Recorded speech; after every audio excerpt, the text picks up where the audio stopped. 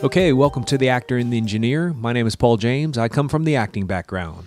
My name is Josh Knapp. I'm a broadcast engineer. Here we go. All right, today we're going to talk about two movies that are getting some Oscar buzz this year, and they're fairly similar in that they're about scientists / intellectuals. They're British. The first movie we'll talk about is The Imitation Game. Actually, can we do it reverse? Can we do... Oh my gosh. Yes, No? of course I can. I was like, well, okay. No, it's just on my document here. I've got Imitation Game first. So, and I saw Imitation. You did too. You saw Imitation Game before you saw Theory of Everything.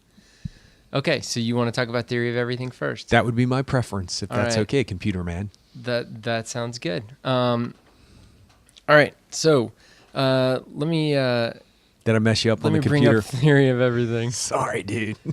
I knew we should have probably talked about that, but I wanted to see which one you wanted to do first, just because. For no reason other than it was, it was on first time. Oh, there was no particular reason? It was a chronologically watched thing for me. So. Interesting. So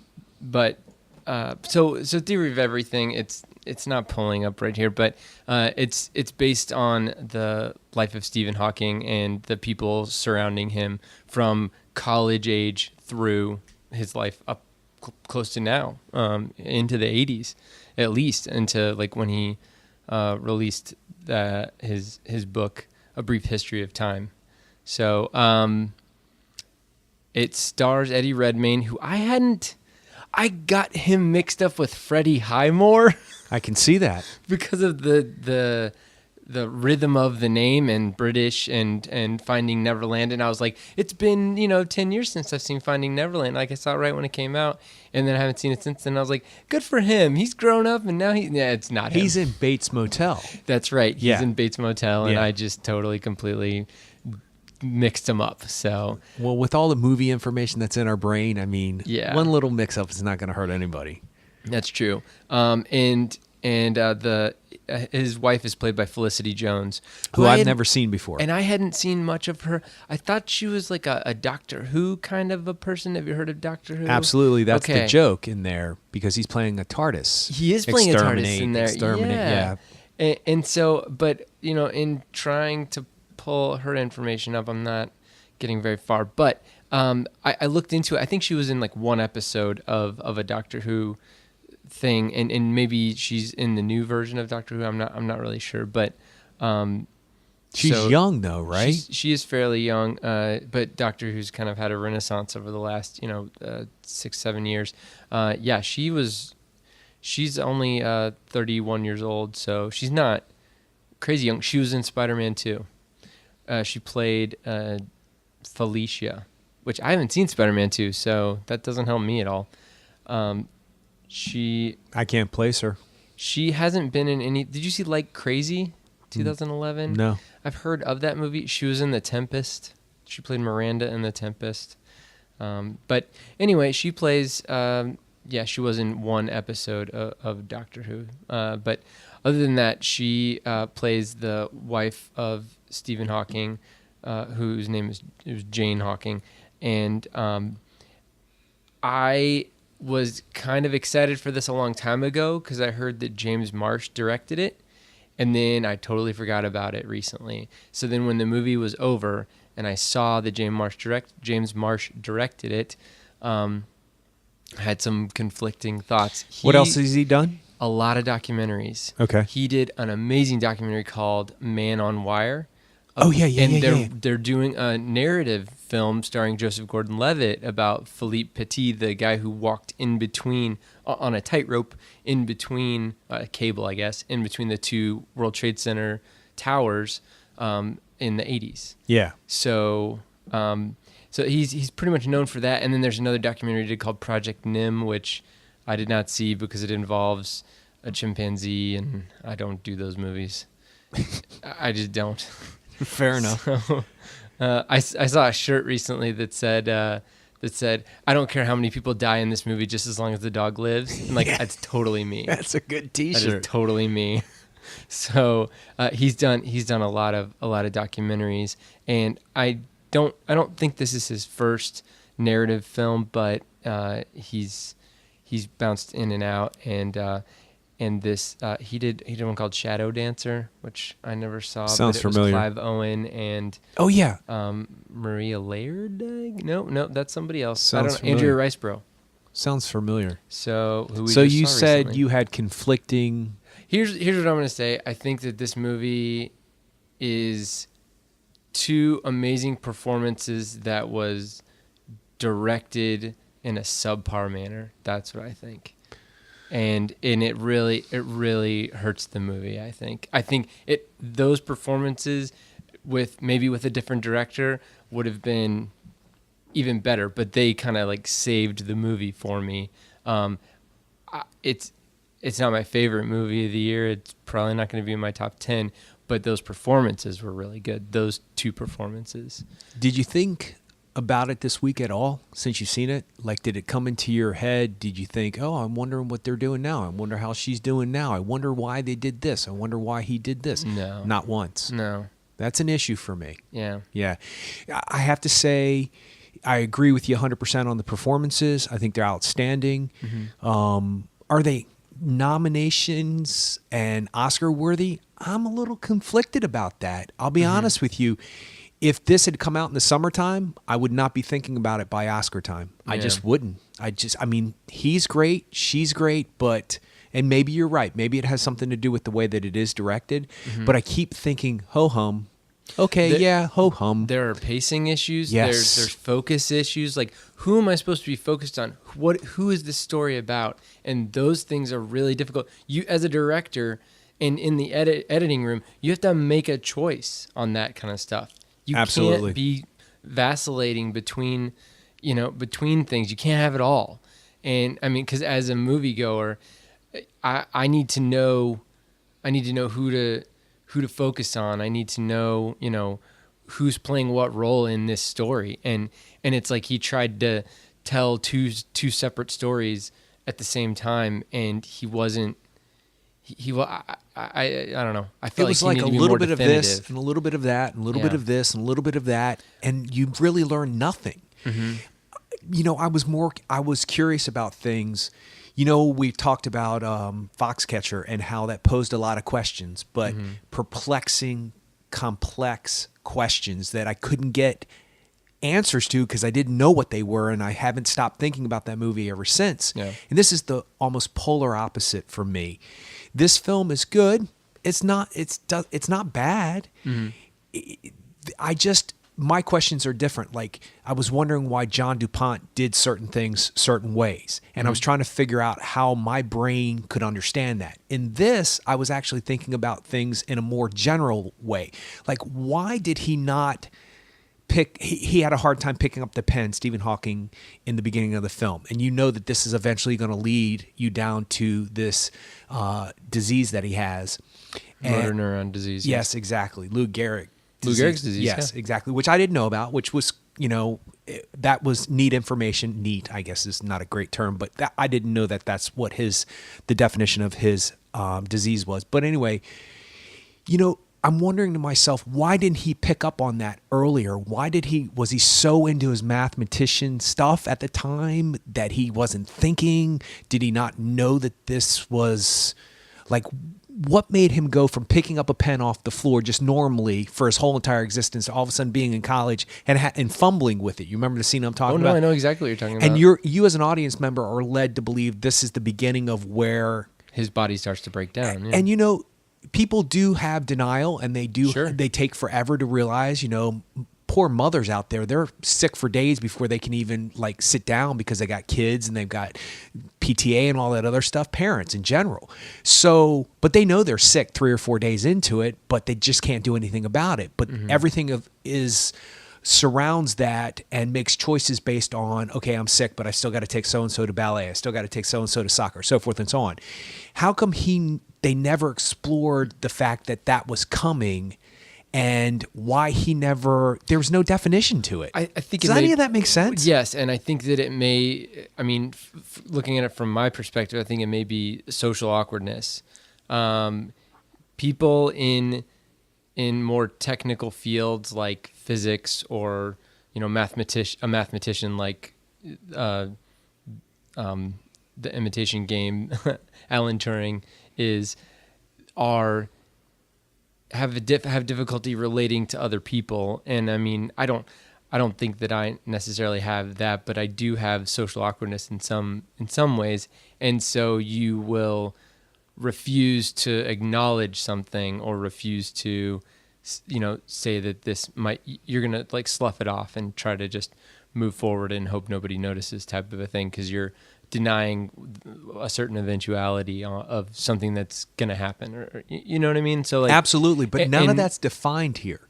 You don't know which way that didn't really bother me, I guess, but because I'm trying to look at it, I'm trying to see it from his point of view too. And you're right, he does have tunnel vision. I mean, like anybody who is that gifted and has the ability to think about things in the way that Stephen Hawking or Alan Turing think about things is, I mean, in my opinion, they're probably giving up something, or not giving up something. They've lost something else. You only have a certain amount of right. They don't bathe for a couple of days. They don't clip their toenails. All this stuff. I get that. Yeah. But but that being undefined for me, or at least allowing me to understand through a visual how his brain does think, or what our perception that his brain, what the director's perception or screenwriter's perception of how his brain works. I'll give you a perfect example. Beautiful Mind.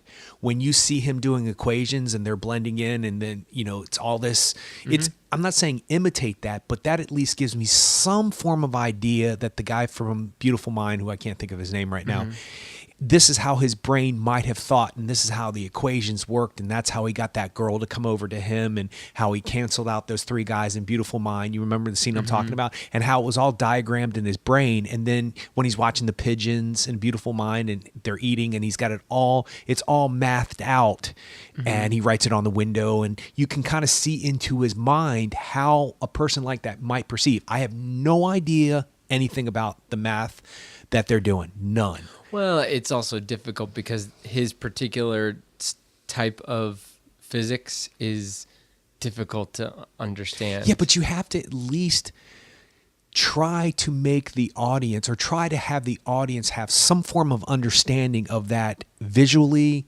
technically, or him having a conversation with somebody who has no idea what he's talking about, so you can at least present it. This is a strange comparison, but did you ever see the Buddy Holly story with Gary Busey? Okay, it's a great performance. You should see it. It's a rock and roll biopic, like Ray or What's Love Got to Do with It. You can kind of see how these people's physical choices, their brains, the way that they form thoughts work by the way that the actor presented the character, like Gary Busey did in the Buddy Holly story. You understand sort of where his mind is coming from, or you can kind of feel like a rock star when he's up there singing his songs and so forth and so on. I no more could be a rock star than I could be a mathematician. I can't sing. I can't play an instrument. I mean, I could stand up there and pretend, I guess, but I have no musical talent whatsoever. I have a love for music, but that's it. I have no more understanding for math than I do for being a rock star. I know this is a strange comparison, but when I'm watching those movies about Buddy Holly or Tina Turner or Ray, you get a concept of where they're coming from. For me, I think this is no different. You should be able to get some form of concept where his brain as a mathematician is going. I don't know if that makes sense. Well, but I mean, there's one scene in there where he's looking through his sweater. He's trying to put his sweater on, and he's looking through his sweater, and he sees the fire crackling on, in the fireplace, and that's where he kind of conceptualizes one of his theories. But that's an hour into the movie. Oh yeah. So by that point, I've already been separated as an audience member from this character who I have no way of understanding on any level. And the reason why we're watching this movie is for what reason? To learn something about ourselves, to learn something about ourselves through this person's story, to learn something new about a person that we didn't know anything about, to learn how he functioned and why as a human being it's undefined on so many levels for me that the performances don't stick out, I guess, is the basic point I'm trying to say. You're saying they're like fighting, the performances are fighting through this substrate, this difficulty to get out to you because the movie's not set up for them to shine. Absolutely. There's a theory when auditioning in the theater that you make a choice. If it's the wrong choice, oh well. But you make a solid choice. You pick a verb and you go. And the easiest one to pick is to blame. So if you're in a scene, you have no idea what's happened before, during, or after the scene, and you have to read these lines in a cold cattle call, you just go in and you read the lines. If you blame somebody for something, at least there's an intention coming across. It might be you could be a nursery school teacher teaching kindergarten, and you're sitting there yelling and screaming and blaming these kids when you're completely off, but you're at least making a choice. Yeah. It might be wrong, but you're making a choice. The director, he stood back, and I think he thought he was making choices, but for me, it was not storytelling on any kind. Like, I can't tell you what that movie was about. What was the beginning? What was the middle? What was the ending? Yeah. I don't know. And another thing that kind of like shocked me was there's one scene with Emily Watson in it, and she's playing the mother of Felicity Jones. If you need somebody to come in for one scene and play the mother of the wife of Stephen Hawking, you don't get Emily Watson. I was wondering about that myself. So she's probably got a larger part of the movie that's been cut out. You think so? I'm guessing, and maybe they shot it and had a 3-hour cut of the movie, and they had to pare stuff down, and she got cut out of the movie, which, I mean, that's fine, but it just shows you that there wasn't enough. There possibly wasn't enough, forethought to, I don't know, maybe save some money. Yeah, I didn't do any research, so I have no idea what people are saying about this movie. I have no idea what he wanted. But by the time the end of the film comes around and the choices have been made that these two characters make, not only was I perplexed by the choices that the actual characters made, I was like, wait, what? They lasted this long and this happened? What? Wait, what? Yeah. I would have rather been, I would have found can't speak. I would rather have seen a scientific breakdown of what his disease was about on the Discovery Channel. I would have been much more interested in that. A documentary. I couldn't think of documentary for the life of me just a few seconds ago. But I would have rather have seen a documentary about what is A Brief History of Time. What's that book about? For somebody who has never read it, probably will never read it. I've seen some jokes about it on The Big Bang Theory, but what is it about? Why didn't they tap it? Why didn't they just show you a line from the book or quote a line from a book or see somebody on the side of the street reading it as he's passing by and he can hear their thoughts or something? So what's The Brief History of Time about? Do you know anything about this book? Not really, other than he's explaining his theory, the theory that they lay out in the movie. He initially starts with the theory that the world began from an exploding, like a black hole. An inverted black hole, or a black hole that exploded in on itself. Yes, and then it created what we have now, and then he changed his tack and said that the universe is always expanding, and I guess there was a beginning. I'm not really sure. That's an issue. It's difficult. That's an issue. Yeah. Did you see that Gus Van Sant film that was about Kurt Cobain's life, even though it wasn't? Last Days? Yes. I did, but I think I might have fallen asleep during it. Okay, good to admit. But do you remember the scene where he's creating the music and he's on the drum set? And it's like a top-down view of him. Yes, I think, and then he goes on the guitar, and then he's playing all the musical instruments, and then he puts the song together, and he stops, and he re-edits the song, and you sort of get an idea of what a musician will go through to write a song. I have no idea what it's like to write a song. I have no idea why the analogy of music is coming up at this point, but it's a great comparison. You learn nothing about how Stephen Hawking's mind works. Not at all. That's tough. It's tough.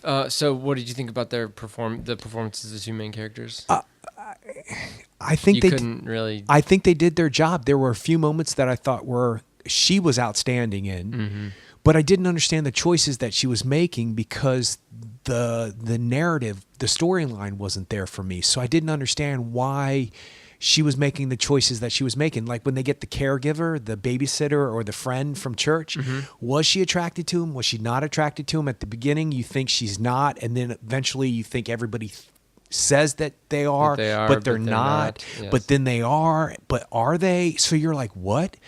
What's happening? I would have rather have seen their daily life of how they function having 3 kids. One being 5 years old, one being 10 years old, and one being a baby, whatever the age difference was. How did he function as a father? How did she function as a mother with a 3rd, 4th child, if the adult, him being an adult, because they didn't have a caregiver until that guy came into their life. I would have rather have seen the daily, him making breakfast for them, or them making breakfast for him, or something. He couldn't have made breakfast for Well, them. I mean, he could have directed them to what he Okay. wanted. No, I see you what you're put the cereal in first, you put the milk in first. I mean, some kind of daily life that shows me how a person, you just took a sip from your drink right now as I was speaking. How you take a sip from your drink says something about who you are as a person. It just does, at least for me, from a movie going point of view. Where you put your, there are a lot of people who have a lot of control issues. So where they put their phone, it has to be exactly here. They have to have their remote controls here. They have to have their socks in a certain drawer. They have to have the certain color. Some people don't have to have that at all. It says something about your character as a person. For me, I thought the performances were good, but I have not thought twice about them. And in comparison, like, for example, if I have nothing against Eddie Redmayne. What is it? Redmayne. I don't like that last name. It's hard to say. But if he gets an Oscar nomination and Channing Tatum doesn't, I won't understand it. Because Channing Tatum, for me, was infinitely more interesting, and I have no idea what made that character function, but I can't stop thinking about why he did what he did. Eddie Redmayne, he reminded me of Stephen Hawking. Other than that, and she's So great. He did his job. Yeah, he did. She's great, but I can't wait to see what else they have. I think you said it, and we could have ended it in your very first statement. The movie does not serve them well. No. And I agree 100%. So here's a couple of movies that I'll bring up that I think, I mean, they're both documentaries, but they kind of delve into specifics on one side or the other of this whole thing in a better manner, I think. So Particle Fever is a documentary that just came out last year, and it's about the Large Hadron Collider, which is in Switzerland. It's in between, I think, France and Switzerland or something, or Austria, and I don't know, but it's over in Europe, and it's this big, huge, like 16-mile, underground track that they can take 2 particles and collide them and see what happens, see what kinds of... They're kind of trying to create a mini Big Bang and figure out, what happened during the Big Bang, if in fact there was a Big Bang or whatever. So that's like getting them, the movies about them discovering the Higgs boson. A boson is like a type of particle, and there's a guy named Higgs who named it, and it was a theoretical thing, but in the movie, well, you see in the documentary whether they discovered or not. I mean, it's... What is it called again, the documentary? Particle Fever. I think it's on Netflix right now. So Netflix Watch Instant. The other one I saw at the True False Film Festival, which is a documentary film festival in Columbia, Missouri, and that's called I Am Breathing, and it was a tough movie to watch. It was about a Scottish father who had a young child and a wife, and he was diagnosed with ALS, with this motor neuron disease, and he writes a kind of like day-to-day blog of what he's going through from the beginning of it. And they do a documentary, like kind of, I mean, not in real time, but they do a documentary starting from like he's still able to move around to the very end. See, just those two descriptions of those 2 films right there sound so much more interesting than that whole 2-hour film for me. Yeah. I don't think they did a bad job. It's just I'm sitting here listening to the descriptions of those 2 documentaries, and I'm like, wait, what? That's exactly what I was looking for. Those 2 descriptions, something about the science of his brain, something about it. Show me what he wanted from... Why is he so revered in this world? I have no idea. There's a way to do that on a general basis that an audience can pick up on. And it can be done. It's been done before. And then the second documentary is way more interesting sounding, even though it's a real person's life. difficult. Why is Yeah. none of that in there? None of that's in there. Maybe because they're trying to do both of those at the same time in a 2-hour-long movie. Then That's- the two particles, that's what we got from the Big Bang, from those two particles. They exploded and it was nothing. And it was there was an flat. infinite space. There was nothing. There was nothing. I feel bad about saying that. The black People- hole that is theory of everything. Well, people work really hard on movies. I They do. understand that, and I give them credit. But once again, for me personally, if and when I ever do watch that movie, maybe I'll get a different take on it. But for me, it's not anything that's going to come up when we talk about our best pictures of the year list. Yeah, I agree. Trying to stay positive, but at the same time, it's like you got to be realistic about your opinions too. You do, yeah. All right, well then let's move on to The Imitation Game. How did you like it? What were you typing on the computer there? The Imitation Game. Oh, okay. This one was much more interesting for me. Yeah. One, I knew a little bit about the subject matter. I knew a little bit about the Enigma code. My brother is an Air Force, colonel in the Air Force, was a fighter pilot. So, and my father was in the military too. So I know a lot about, I know a little bit about a lot of things about war and that particular war and, different histories and stuff like that. But I didn't know anything about the guy who broke the code, the guy who tried to break the code, the group of people. I didn't know. That's because all that information just came out less than 10 years ago. Well, I saw that. I remember when they showed that on the film, and I thought, well, that's interesting. It didn't take them that long, to get this movie off the ground, because sometimes it takes a really long time to get a movie to be made. So 10 years is nothing in Hollywood time when it comes to making a movie. But I thought this is at least something that I know nothing about, and I'm learning about something. And the one thing that struck me is the truth of that story, is the fact that if he had been persecuted for who he was and or kept in jail because of who he was, meaning his sexuality, then we might have had a different outcome to that war. We might have had a lot more people would have died. A lot more. The war probably would have, what did they say, like 5 or 6 years longer at least. Yeah. We might have lost the war. It might have been over for Britain and France at that point. And it fascinated me that one person's life changed all those other people's lives, and all because this secret he had, and the tagline is, his secret will solve the secret of this universe, whatever the tagline is. What, I can't remember what it is exactly, but I find that subject matter right there, the fact that one man's life and the choices he makes influenced a world of people.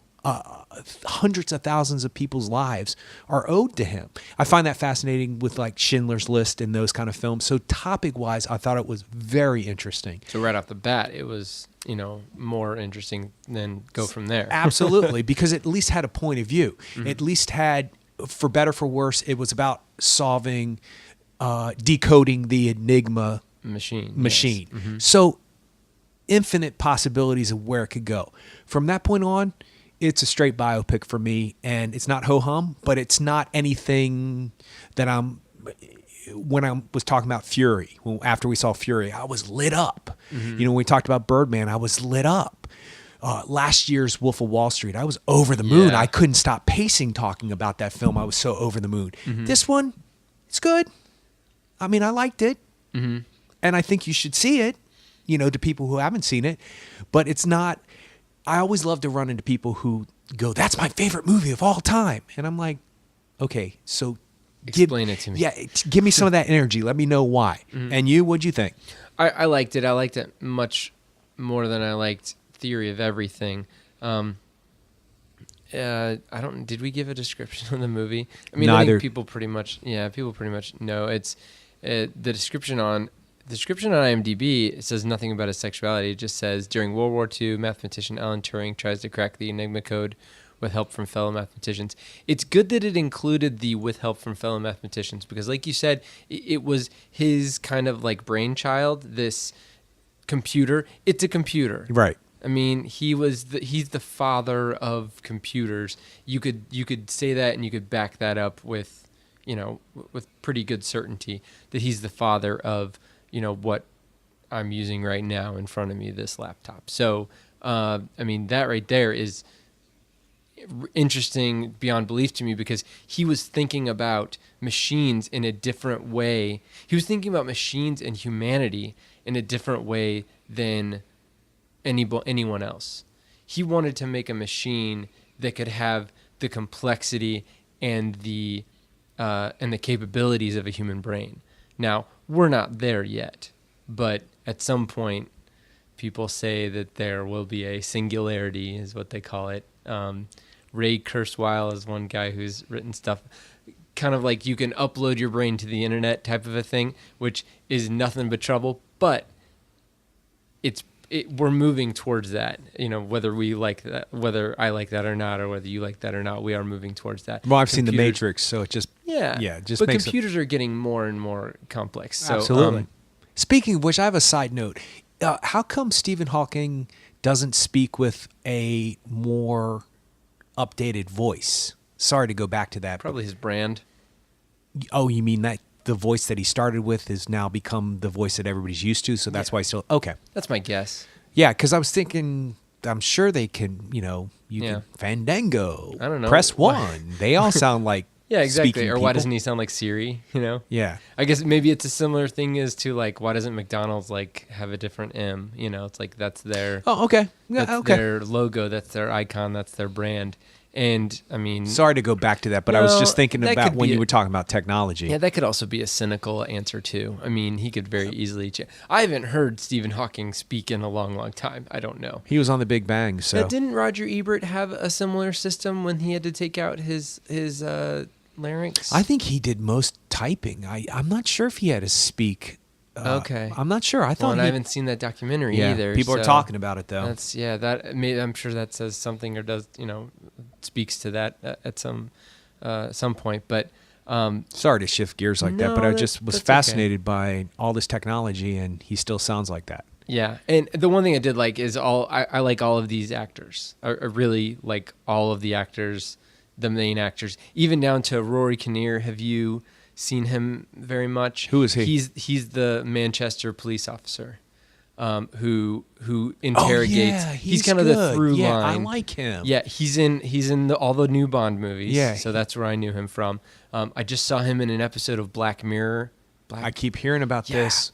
Yeah, Black Mirror. It's a tough episode, but yeah, that's what everybody says. Everybody says this show is not, gear up, get ready for it. You can't let your kids watch it. Yeah, of course, yeah. But it's he does an amazing job with what he has to do in that show. And so I saw him and I was excited. I like Matthew Good from Stoker, and he was in the Watchmen movie. He played Ozymandias in the Watchmen movie. Oh yeah, right. Those are the two places where I've seen him.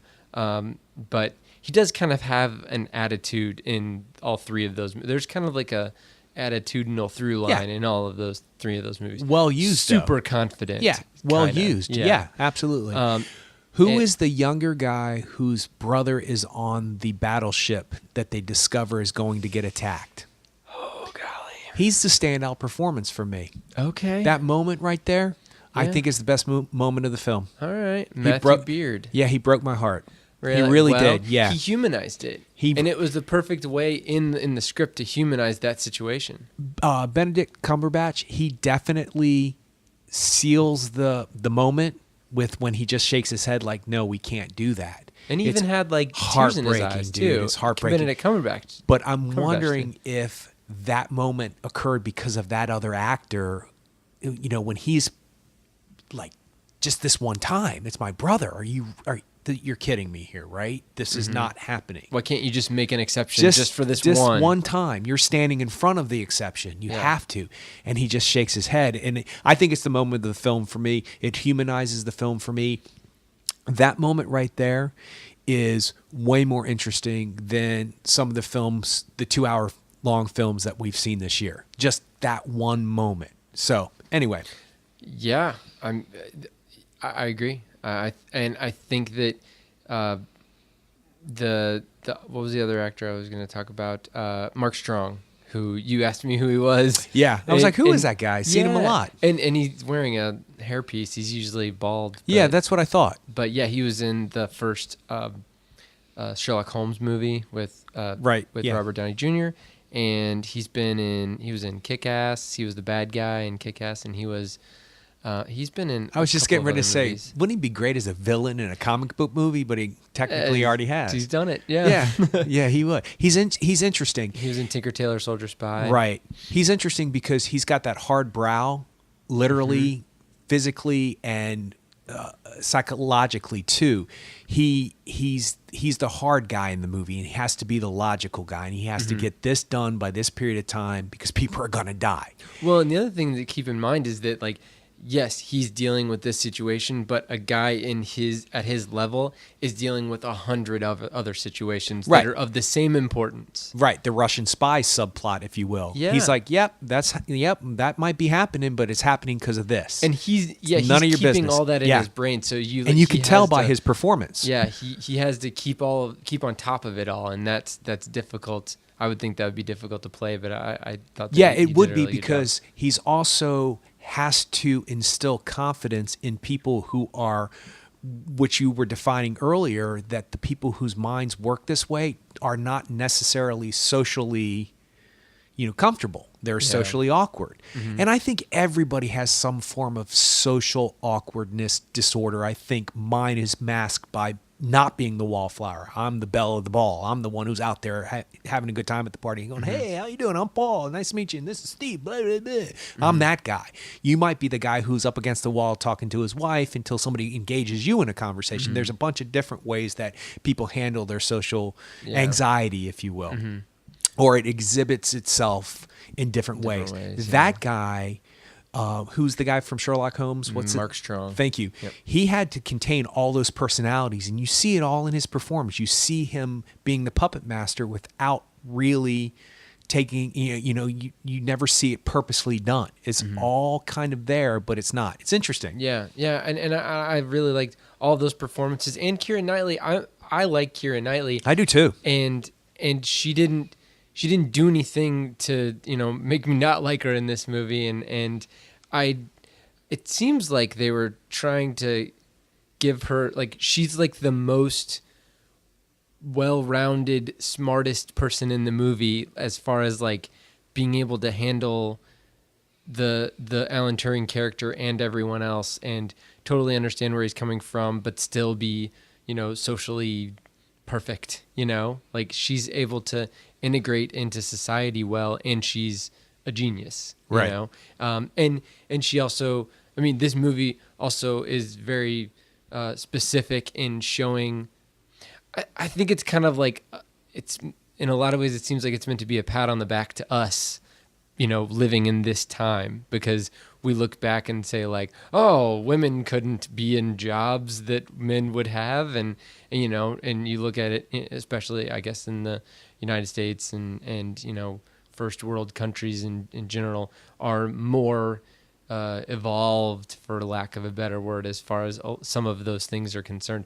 But then you look back and you say like, homosexuality was against the law until 1967 in England. Mental disorder. Yeah.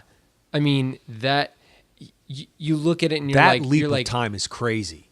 You look From at it and then you're like, till now is crazy. But you look at that and you're like, well, that's I couldn't imagine that. But then you look back and you're like, that was, a lot of those people are still alive now. That Absolutely. Were making those decisions. So that's well, back to my original point. Yeah. If he had been put in jail, or God forbid, condemned to death because of that, which it could have been something like that. If he was in Nazi Germany, done. Yeah. Well, but he was smart enough to keep whatever he was doing under what I'm wraps saying, to a certain extent. Well, there's a whole subplot, where they're trying to figure out, and he gets arrested at one point. He does, yeah. But that's after the Enigma situation. Right. But, but still, it was kind of ongoing during the whole situation. Sure. So 2 points. To me, that's fascinating to me that if he had been taken out of this world's equation, where would we be? This and imagine one how many person's people life. are that exact same way. Crazy. Yeah. The thought of just one person's life affecting. I mean, it's a wonderful life. You can be snarky about it and be like, oh, yeah, one man's life matters. It does. It really does. The choices you make in your life and how you are really can change the world. Mm-hmm. And as grandiose of an idea as that is, I believe it's infinitely true. But anyway, back to Keira Knightley. The only thing about her character, and this is a script thing for me, it wasn't anything that she did, is that somebody that beautiful, somebody that smart, intellectually smart, somebody that socially acceptable. The thing about being a woman in a man's field was something that she had to overcome, and she did it smartly by pretending to be one job and telling her family another thing. Why was she so ready to accept being married to him, even though she knew who he really was? Because, well, she says it. She says to him, there's a line where she says, "We have a relationship that other people may not be able to understand," and he makes her. I can't remember what she says, but it's like intellectually they are mates.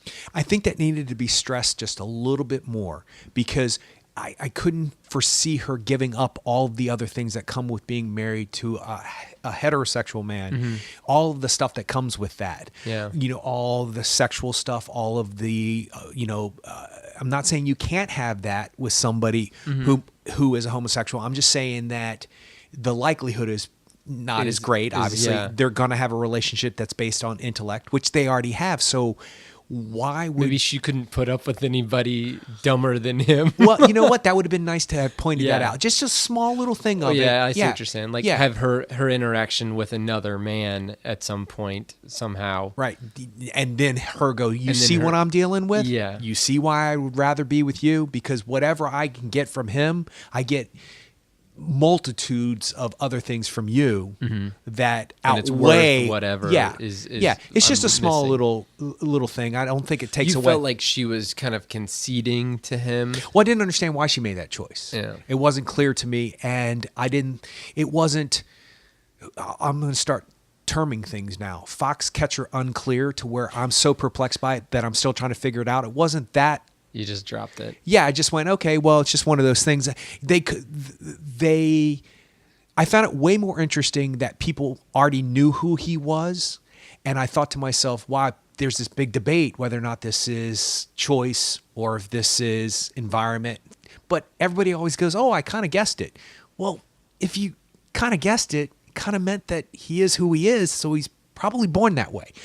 So I would have been more interested to see her trying to figure out why he was or if he was versus just it left a little bit of a hole for me. Yeah, and I just made my political statement there. Sorry. I think and I think that they had to make the director had to make a clear choice. How much of his homosexuality is a part of this movie, and it seems like he decided to err on the side of less, because close to the end of the, I did like the way that they had the through line of him getting arrested, close to the beginning of the movie, and it kind of interspersing, using that as like him telling his story as the timeline of the movie. Like I liked that. Yeah, me too. And it kind of grounded it, and it didn't feel like it was loosey goosey. So. But at the same time, they didn't really delve into his homosexuality. They didn't even say anything about why he was. No, they did. I guess close to the beginning. Didn't they say close to the beginning why he was being brought in? Can't remember now, but it doesn't really affect what I'm about to say. No, actually, I don't think they do. But maybe you just assume that. No, I don't know. I mean, I knew that going in. Now that makes me want to see it now. Yeah, again. I knew that going in, but still, they bring that up and point out, kind of like to the viewer, kind of like, look how they don't do it overtly, but they kind of say like, look how stupid this situation is. I guess that he's having to go through this. That he's chosen to take these, chemical castration medicine that's causing him, pain. Right. and to the point where he can't really function physically, like writing things down, which is part of his job. But they didn't spend a lot of time and energy on that. In fact, all the other people that he worked with were completely accepting of him. All the other characters that were around him while he was breaking the Enigma machine. It was insignificant. I didn't matter to them. I think you're right. I think the director used that as a through line, and it's definitely a look where we used to be, and look what would have happened if we had condemned this person for who he was. Mm-hmm. But the story is more about getting Enigma solved. Exactly. And that underground, for lack of a better term, that subplot is important, but it's not a motivator. He wasn't motivated to do something to prove to people, look, I'm normal because I am the smartest person in the room. It doesn't matter who I sleep with. Exactly. It wasn't that at all. Yeah. It was, I'm the smartest guy in the room. I can solve this issue. Oh, yeah, and by the way, don't treat me differently. It's a subplot that's there that just makes a person go, Just think if we do that to one person and we do condemn somebody for who they say they are, and we make laws about things that should be insignificant to other people. Who anybody sleeps with should be insignificant when it comes to what can that person contribute to the world. The movie was more about what he can contribute to solving this conflict. And I think in the end, they also kind of made a pointed gesture of like, I guess spoilers for real life. A year after he went on that medication, he killed himself. So what would have Alan Turing in the 60s and in the 70s? What would he have done then? Well, what I thought of was when I saw that fact written across the screen, it broke my heart because that makes my point about this film even more poignant, is the fact that what if he had done that a year before? What if he had gone on the meds a year before? What if he had gone on meds before he solved the Enigma code? Or he wouldn't have been able to. Yeah. Where would we be? Exactly. So it digs it home without either way, pushing it over, without pounding it in. It's a political statement without being... And I think that's the best way to go about it. Absolutely. You can't run in there and have like every other guy, yelling at him for being gay and, him having to deal with all... I mean, it's too heavy-handed, Absolutely. I think. And so I thought they did a good job with dealing with that. So... all right. Well, I think we're going to be watching. Did you have anything else to say about? Well, I don't know if we talked enough about his performance. About Benedict Cumberbatch. Because he's getting a lot of Oscar buzz. He's getting all these nominations. I think he's on point, but and not to take anything away from him because I love him. I think doesn't he remind you of what's his name from Thor, Tom Hiddleston? They look like they could be brothers, or they look like they probably fought for the same roles coming up. You know what I mean? Like they sort of remind me of each other. I don't know where that just came from. His performance in this movie is solid, and so is hers, because there's Oscar buzz about her too. And I'm fine with her getting her second Oscar nomination for this. She's really the lead female more than a supporting character because she is the only female in the role in the movie, but she's got a significant part in the movie. Yeah. For him, if he gets an Oscar nomination, I'll be okay with it. And to not take anything away from his performance, but I thought Jake Gyllenhaal and Channing Tatum were way more interesting in those other two films than he was in this. He's great, no doubt about it. So if he gets his Oscar nomination for this, I'm okay with it, and I think good for him.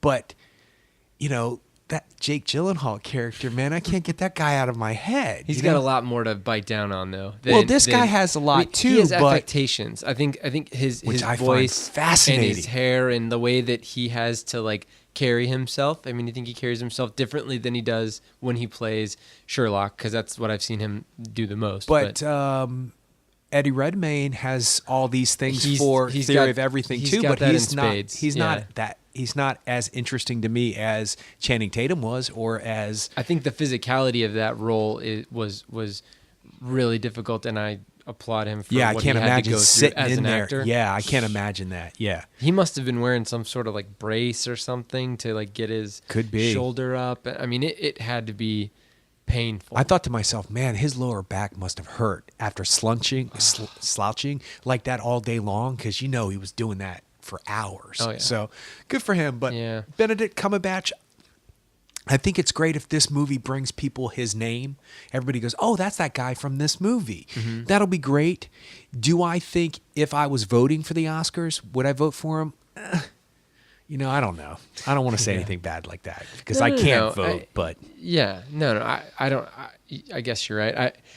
I feel weird saying that somebody should get a nomination anyway. I've said that before, but saying they should or shouldn't. Yeah, but if I say to you, do you think Michael Keaton deserves an Oscar nomination for Birdman? Your instant answer is yes. It is yes, because it's like there's no there's a gap between I think this performance and Michael Keaton's performance, and I'm more willing to say that the line for Oscar nominations is in that gap. Even if it's not an understanding of the Oscars, because you keep saying that you don't have as deep of an understanding as I do, don't. But you have an instinct for movies, and this is what this podcast is based on. It's just our instincts about movies, just our opinions, just our thoughts. Can't speak, and we're also answering questions for ourselves, and we're also posing questions for ourselves too. So it's all about instinct. Your instinct is Birdman is crazy great, and Michael Keaton was spot on. Yeah, no doubt about it. And this is,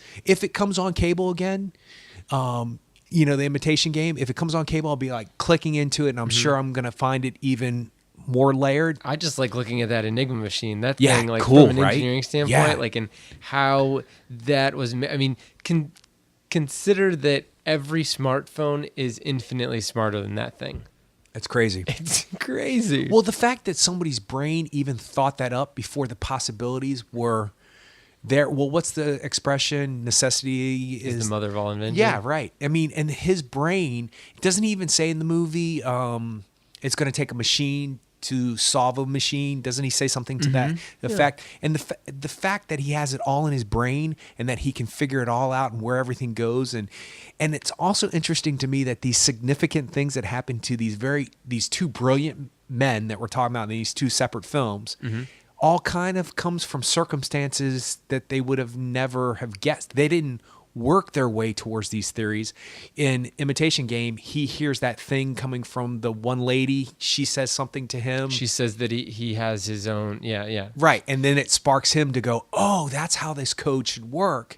So technically speaking, he put the machine together, but it was her thought that made him click that. It broke it. I find that fascinating. And that's why that's why, like I was saying earlier, I'm glad that they included in there help from fellow mathematicians. Because like, if it were just him, he might not have been able to make it work, but he needed to understand. He learned during this process that he's not an island, that he needs other people to help him. And I think probably his relationship with the Keira Knightley character also. Well, all of them at the end at the solidified that. bonfire when they're burning everything, that slow-mo thing that they do, and they've got their arms around each other. It shows that they came from somewhere. They had to have a conflict, and they have a resolution. And it's a great movie moment. It really is. Definitely. All right. Well, I think next week we're going to be talking about the new Paul Thomas Anderson movie that I'm really excited about, Inherent Vice. If you say it on the podcast, then we have to do it. We Is that will the thing? do it. Okay. It's fair enough, dude. I'm going to watch it no matter what. It's we can not talk going to about it like next be week. troublesome for me to see that film. Yeah, we can talk about it next week or not, but it's a comedy directed and adapted by Paul Thomas Anderson. It's infinitely interesting to me. Well, the cast is crazy great too. It is. So. In those trailers that they're playing now on TV, Josh Brolin is hysterical, dude. With the pancake thing? Yes. It's or whatever, that hilarious. Korean or somebody, Yeah. he's like yelling at Yeah. a Korean.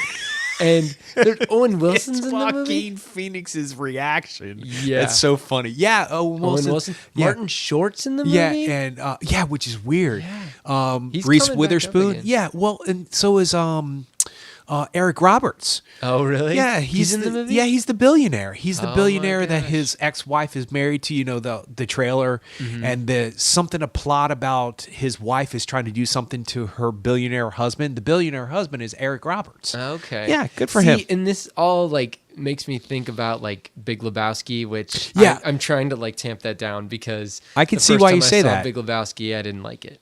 And the second time I saw Big Lebowski, I only kind of liked it. But have you ever had that feeling for Paul Thomas Anderson film, though, where you didn't like it and then you saw it again? You might not have understood it at first right. Exactly.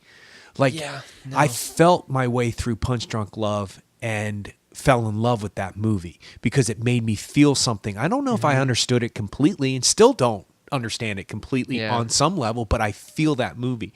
Boogie Nights is not a world I want to be in. I don't want to live in that world. I'm glad I was a spectator. You know, There Will Be Blood. Don't want to have a thing to do with that guy, but no, but I saw that twice in the theater. Like I wanted to, but you weren't confused by it. Yeah, no. Or you weren't like, oh, this was okay. Let me watch it again. Oh, I love it. Coen Brothers. That's a separate issue. It is. You're right. We'd have to have an episode about how Coen Brothers, to be or not to be. Why is it the first time we watch it, it's not good, and then the second time it's better. It's better, and then like the third time is You're like brilliant. every time I watch one of their movies, it gets better somehow. Fascinating. All right. Well, if you want to check us out on the web, our website is actorandengineer.com. On Facebook, we're at facebook.com/actorandengineer, and on Twitter, we're at actorengineer. We'll see you next week. Until then. Bye.